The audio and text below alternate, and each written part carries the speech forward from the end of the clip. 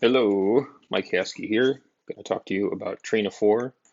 This is a little section of the talk on muscle relaxants. I separated this out because I had a medical student ask me specifically about the train of four, and I'll reference this lecture in a more formal lecture on muscle relaxants, but sometimes it's nice to break this stuff out if this is all that you want to brush up on. Start with a practice question. During a difficult airway intubation, succinylcholine was given. The airway was not successfully intubated and O2 sats fell to 80%. If neostigmine was given 2 minutes after succinylcholine, what would be the expected effect? Would you expect succinylcholine to be reversed and the patient's muscular function to return to normal rapidly? Would you expect such effects to be prolonged? Because neostigmine is the specific antidote to non-depolarizing muscle relaxants, you'd expect nothing to happen. Would you expect a phase 1 block to become a phase 2 block? Would you expect a phase 2 block to become a phase 1 block? This will be an easy question by the end of this talk. What are we going to answer here? What is the difference between phase 1 and phase 2 blockade? Why does fade occur?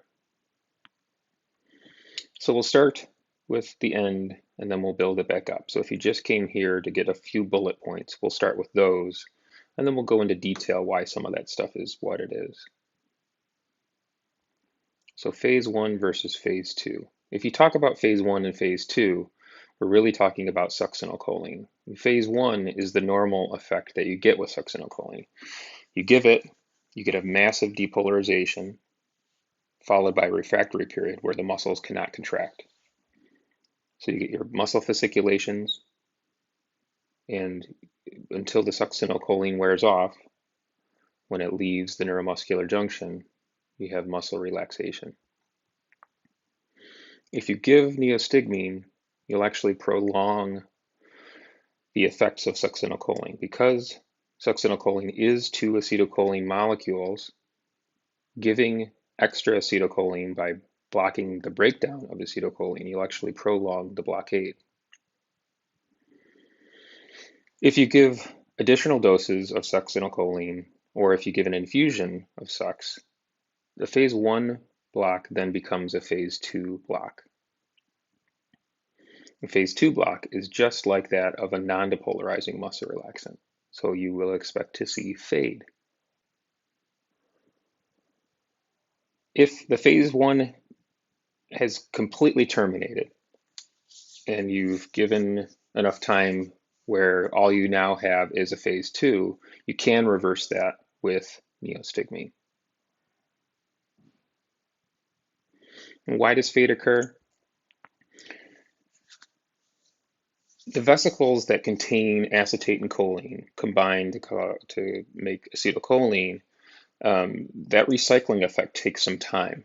And if you're causing the vesicles to release their acetylcholine, there's not enough time to recycle those with 4 consecutive stimulations. And part of this is also due to the non-depolarizers blocking some of the presynaptic receptors. So we'll go through that. This is just my arm with no probes on it at all. And I'm just going to show you, especially for the medical students, what a train of 4 looks like. And that's not it. So we'll start with just without any muscle relaxants given, just at baseline. You'd expect to see 4 brisk muscle contractions. The first one is the same as the fourth. When we talk about fade, we talk about what the fourth contraction looks like compared with the first. So this was 100%. The fourth contraction looked the same as the first. 2, 3, 4. So those are at a half second apart from each other, 2 hertz. It's a little electricity. It doesn't harm the patient, but it causes the muscles to contract. Now we're going to assume that we've given a muscle relaxant and we've let some time go by. We've given a non-depolarizer. So now we're going to expect to see some fade. So what would that look like? And here's our baseline again. Here's some fade. So the fourth will be weaker. Now we're going to lose some contractions, and we only have 2 contractions, and there's just 1. The stimulator has sent the electricity 4 times, and the amount of electricity has been the same for each contraction or for each pulse, but the contraction has decreased as the activity of the muscle relaxant has made its effect. This is how you look at it in textbooks. So you can see a difference in the shape of these. And the reason I put this on top, and what we're talking about, what we just looked at was what was down here. That's how a non-depolarizing effect looks like. You have decreasing amplitude with each contraction, with each impulse. This is how SUX looks like in a phase 1. You give your succinylcholine, the muscles fasciculate, and if you have a nerve stimulator on and you stimulate, you'll get 4 contractions, but they'll start losing their amplitude as time goes by. But the first and the fourth will be of the same amplitude. And then when it's ready, the patient's ready to be intubated, you won't get any contractions. Whereas in a non-depolarizing muscle relaxant or a phase 2, with each subsequent twitch, you'll have a decrease in amplitude.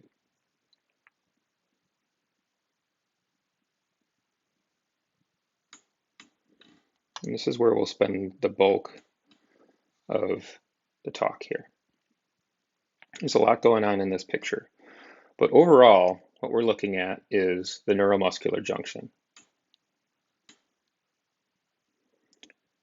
This is the nerve, and down here is the muscle. This is the nerve terminal, otherwise known as the presynaptic membrane. Acetylcholine is going to go across this cleft and get to its receptor. These are the receptors down here in green. This is also known on this side of the muscle is also known as the end plate.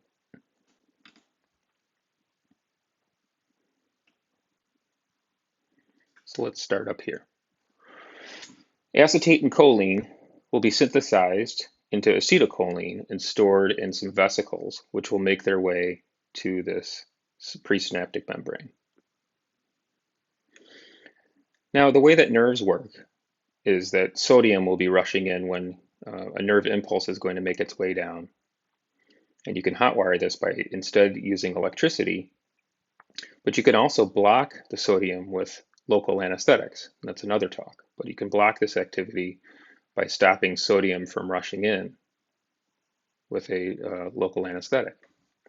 But let's say we have an action potential, it's made its way down, it's caused this depolarization to go all the way down to these calcium channels. Calcium channels are here. And if you get the action potential to open these calcium channels, calcium will rush in, and then they'll go to these docking proteins. When the calcium activates the docking proteins, the vesicle will open and acetylcholine will start rushing out. That's what all these little white dots are, acetylcholine molecules. Now, you can stop some of this from happening. If you give magnesium, it counters the effect of the calcium coming in and can make the patient weak. And it's used in some as treatment for some things as well. But regardless, when the acetylcholine goes into the cleft, it'll make its way across the cleft and down into these folds here where we have these acetylcholine receptors. And really the acetylcholine receptor, if you look at it from above, has 5 subunits in a rosette pattern. 2 of these are alpha. That's why I've drawn 2 here. And in order to activate the acetylcholine receptor, both alpha receptors have to be activated by an acetylcholine molecule. When that happens, the center of the rosette will open, and it's a sodium channel. So when two molecules of acetylcholine go to this receptor at the same time, it opens this sodium channel and sodium starts to rush in. There are also adjacent sodium channels that will allow additional sodium to come in. And if you get enough sodium coming in, it'll activate and calcium will rush in and cause the muscle to contract. Now on the other side, at the presynaptic membrane, we also have acetylcholine receptors.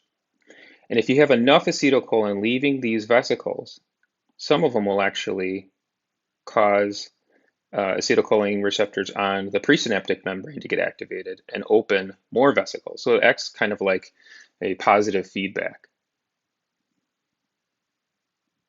magnifies this effect.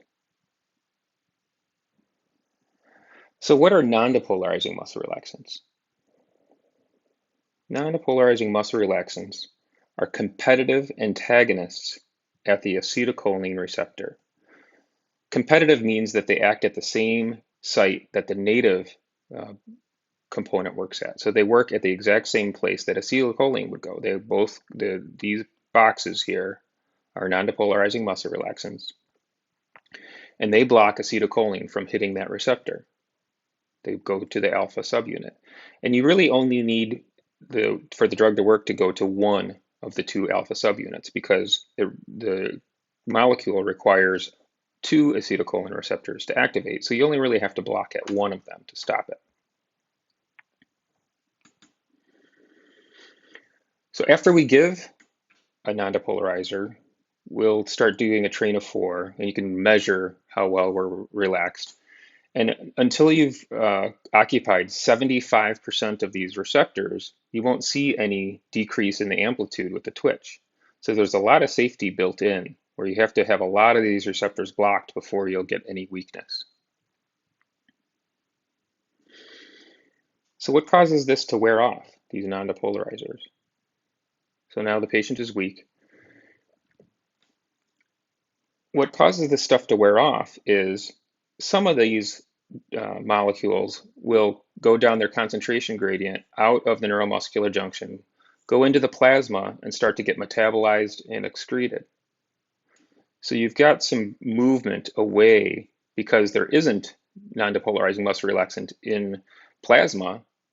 You've got a concentration gradient away from the neuromuscular junction.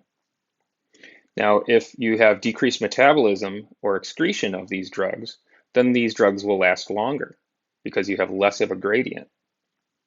On the other hand, especially in burn patients, you have an increase in the metabolism excretion of these medicines, and you'll see that they wear off much, much faster. So they'll start wearing off during the operation, and if you have a twitch monitor on, you'll see a return of muscle activity.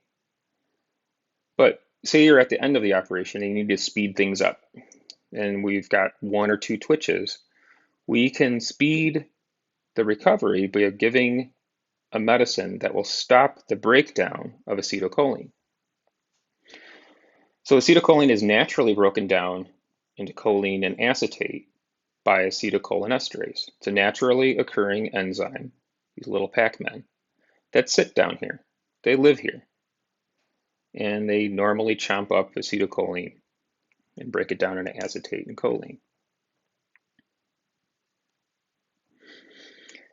But we can make the concentration of acetylcholine a little higher by giving acetylcholine esterase inhibitors. And that's what these little pie pieces are. We can stuff Pac-Man's face with a pie, and now acetylcholine is not broken down by acetylcholinesterase.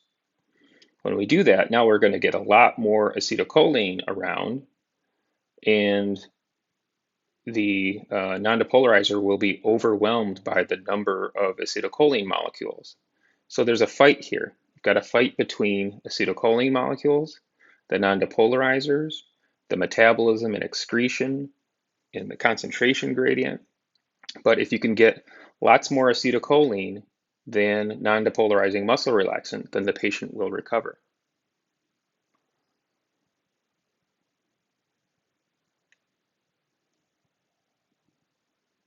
So why is there fade?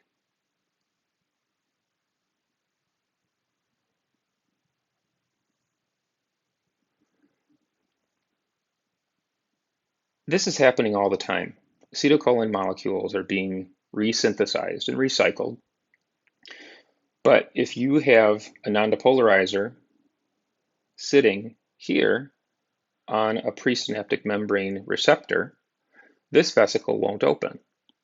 So you'll lose this contribution to muscle relaxant or stimulation that would normally open its vesicle and let the acetylcholine out and across the cleft.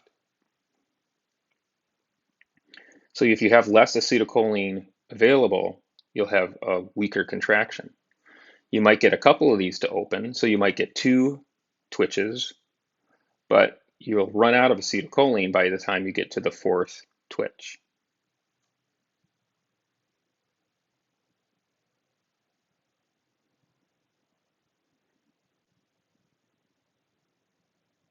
Let's talk about succinylcholine now. Succinylcholine is 2 acetylcholine molecules bound together. That's what I drew here. And it acts just like acetylcholine.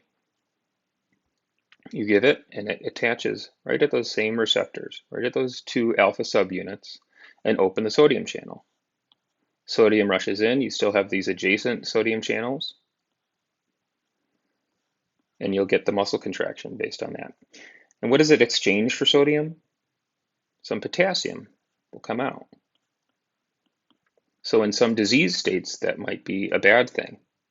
Sometimes succinylcholine is contraindicated because you'll get an increased plasma level of potassium.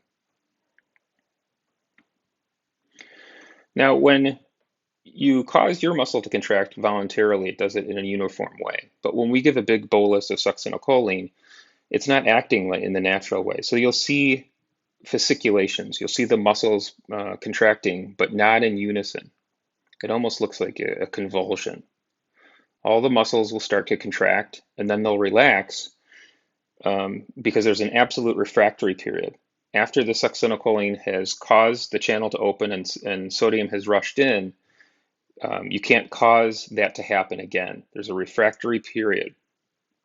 And if you were to give more, if you were to give neostigmine, if you were to give acetylcholinesterase inhibitor at this time, you'll have more acetylcholine coming around.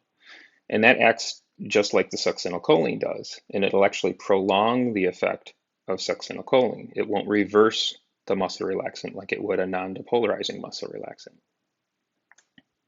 Now, after that phase 1 has worn off, and if you give more succinylcholine, or if you give an infusion of succinylcholine, you can get a phase 2 block, which is just like a non-depolarizing muscle relaxant, and that can be overcome with neostigmine, with an acetylcholinesterase inhibitor. Why does succinylcholine stop working? What causes its termination of action? Well, succinylcholine is metabolized by pseudocholinesterase in the plasma. So there is going to be a concentration gradient from away from the neuromuscular junction into the plasma where the succinylcholine is metabolized. And that's how it will terminate its effect, by just going down its concentration gradient. If you have an atypical pseudocholinesterase, then you can have prolongation of succinylcholine because the sux isn't being metabolized. You can test that with a dibutane number.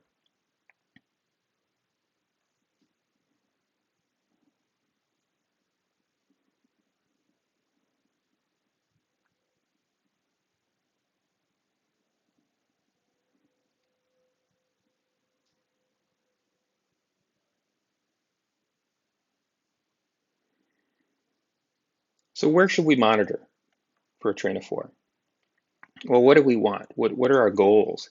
We want to know when it's safe to put a breathing tube in, and we want to know when it's safe to take a breathing tube out. So we've got some surrogates for that. Unfortunately, they're not the same muscle. We don't usually put monitors on 2 parts of the body during the same operation. But it's understood that the muscles of the eye are best to indicate when it's best to put a breathing tube in. So the laryngeal muscles are blocked with similar onset to the muscles surrounding the eye. For taking it out, the best place is the adductor pollicis. The laryngeal muscles come back about the same rate as the adductor pollicis. And before you take a breathing tube out, the fourth twitch should be at least 90% of the first. There are some monitors that will give you a number. We do not have those in our institution. So usually we see that we've got 4 strong twitches and close to 100%, and then we still give some reversal agent.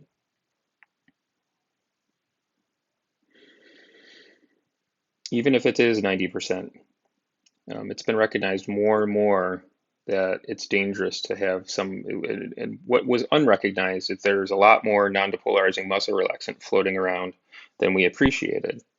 So it's prudent to even give a small dose of an acetylcholinesterase inhibitor. You don't need to give a full reversal dose if you've got 4 strong twitches, but it is prudent to give some.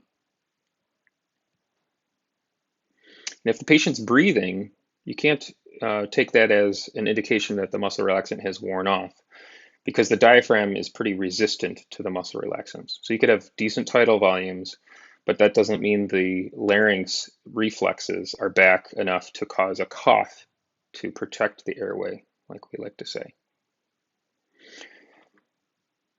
And that's all I've got for you. So let's go back through that question again. You gave sucks, and then you gave neostigmine not long after that. So what would you expect? Prolongation of the sucks' effects. Thank you so much. Hope you're staying well.